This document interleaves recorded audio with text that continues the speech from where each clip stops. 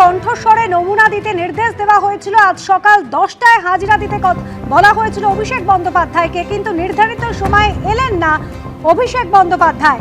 DJ মামলায় গলার স্বরে নমুনা দিতে নির্দেশ দিয়েছিল বিধাননগর আদালতে, কিন্তু এখনো পর্যন্ত অভিষেক বন্দ্যোপাধ্যায় তিনি আসেননি।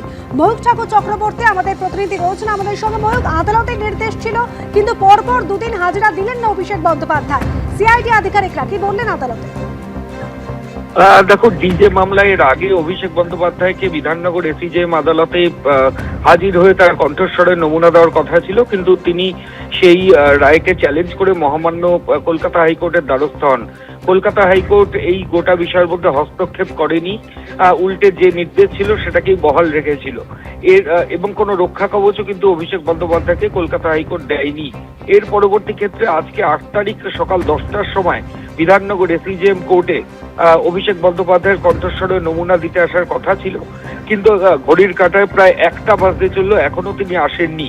সিআইডি সূত্রে খবর, আজকে সিআইডির তরফ থেকে যিনি স্পেশাল পিপি আছেন বিভাগ চট্টোপাধ্যায়, তিনি বিধাননগর এসিজেএম এর কাছে আবেদন করেছেন যে এই যে তদন্ত প্রক্রিয়া সেটা ব্যাহত করার চেষ্টা করছে অভিষেক বন্দ্যোপাধ্যায়। আদালতের নির্দেশ তিনি মানছেন না। তদন্তকারী আধিকারিক থেকে একজন এক্সপার্ট যিনি এই কণ্ঠস্বরের নমুনা নেবেন, তারা সারাদিন বসে থাকছেন, অথচ অভিষেক বন্দ্যোপাধ্যায় আসছেন না। এটা আদালতের নির্দেশ অমান্য করার শামিল। শুধু তাই নয়, সিআইডির যে ইনভেস্টিগেশন সেটাও এতে হ্যাম্পার হচ্ছে।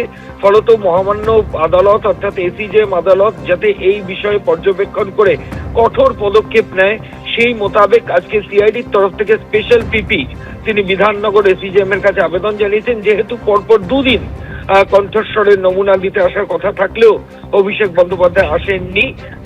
ঘড়ির কাঁটা এখন দুপুর 1টা, এখনো পর্যন্ত তিনি আসেননি। সকাল 10টায় তার আসার কথা ছিল। ধন্যবাদ ময়ূক।